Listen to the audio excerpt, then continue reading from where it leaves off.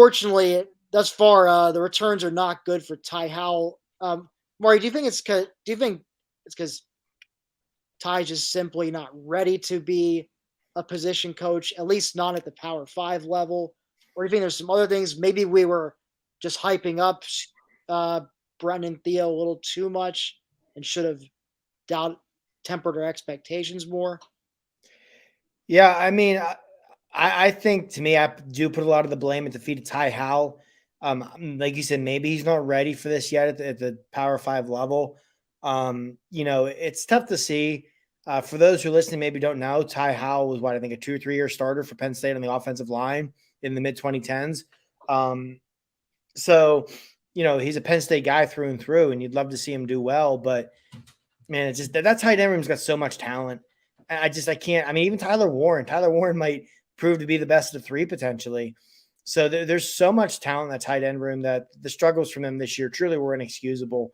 I mean, it's not even like running back where, yeah, Penn State had more talent than we saw in the field, but with the offensive line struggles, that factors in. But there were a lot of games this year too where poor blocking by the tight ends played a big role in the running game struggling. So I do put a lot of blame at the feet of Ty Howle for the struggles of the tight. I mean, you have to, whenever you're a position coach and your position struggles, right or wrong, you're going to take the heat for that. Because if something's not working, it's your job to find the answers. It's your job to find the fixes. So, yeah, that'll be another thing to examine this offseason.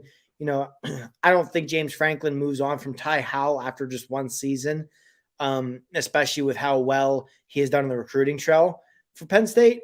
But at the same time, and I think it might be yesterday or the day before in our Black Shit Irish Slack channel, we discussed this, that between, Jesse James, followed by Mike Gesicki, followed by Pat Fryermuth, tight end's kind of one of those positions at Penn State that just recruits itself at this point. So, you don't want to take anything away from the guy on the trail. Yeah, similar to running back with Saquon and then Miles Sanders and then Journey Brown. So you don't want to take anything away from the guy on the recruiting trail, but odds are Penn State's going to recruit well tight end no matter who the tight ends coach is. So, if they're going to continue to struggle to produce, that's where you might look into seeing a coaching change there. Yeah, I think I would be a little surprised if. Now, I should say we've seen as much as we say, James Franklin's loyal to a fault. It seems that applies more to players, yes, as opposed to coaches, because we've seen him, Kirk Shiraka given the hook after 1 year. Well, to be fair, it's because Mike Yurcich became available, but just 1 year in a COVID year to boot. Kirk Shiraka gets the boot. Before that, David Corley, wide receivers coach in 2018. After that unit struggled so much with drops, he was shown a door after just one season. So don't forget the Phil Galliano experience, baby. Yeah, all right. Of course, I had successfully blocked that out of my mind until you mentioned that.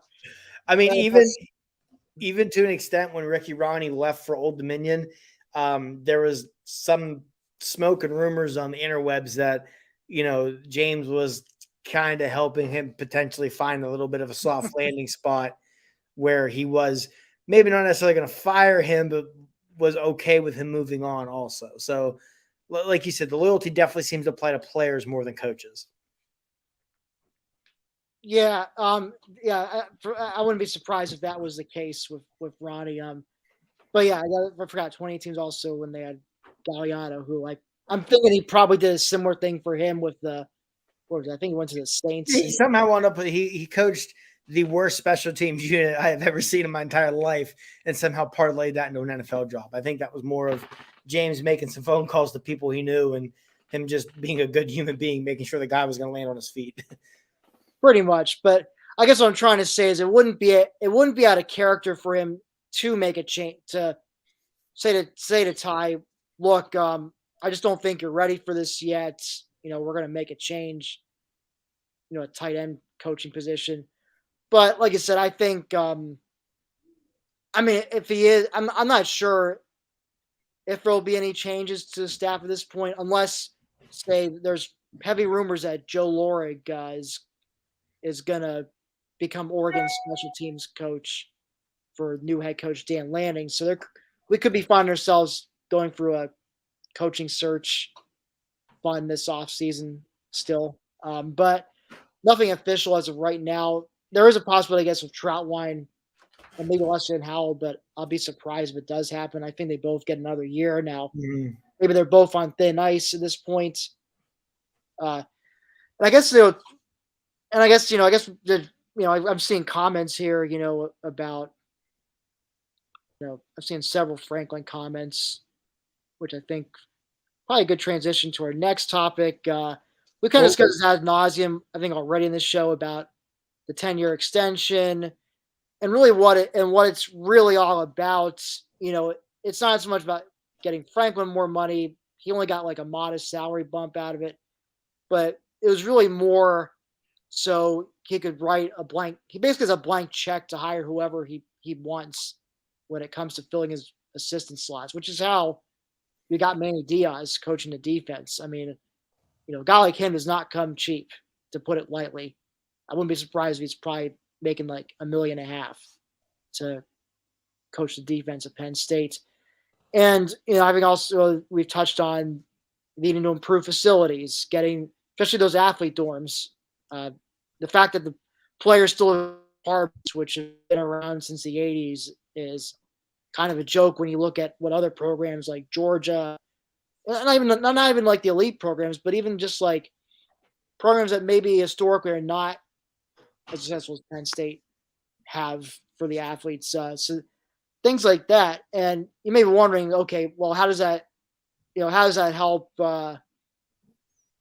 Teams play better. Well, it doesn't, but what it does is it gives you a better shot at getting some more elite recruits who they come to Penn State a few times. They're really liking the place. They like the staff.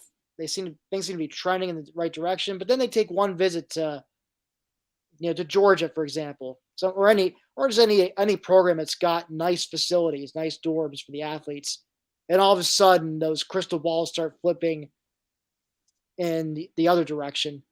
It's that. It's also hiring analysts, behind the scenes people.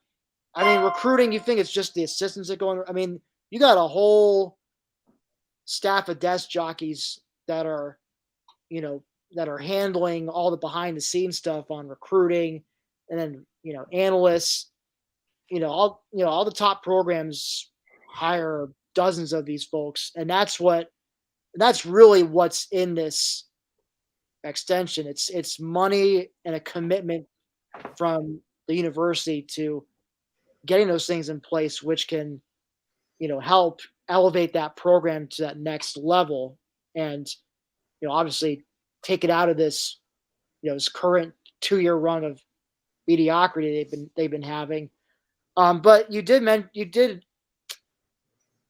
make an interesting point in the Slack channel. I think one of our colleagues, Adam Collier, mentioned it. But let's say next year if Penn State you know, wins like 5 or 6 games, you know, what happens then? And I think you said something like, I mean, obviously there's some people already in the fan base that are already done with Franklin, but you could have perhaps even more people just start to lose faith, lose interest, and then you find yourself in a weird situation where you've had 3 straight years mediocrity, and now maybe 2023 might be looking pretty good, but you know you've got that cloud hanging over you, but yet you're in a place where you're in no danger of getting fired either. It's just an awkward situation. So I guess my question to you, Mari, is what would it take? What kind?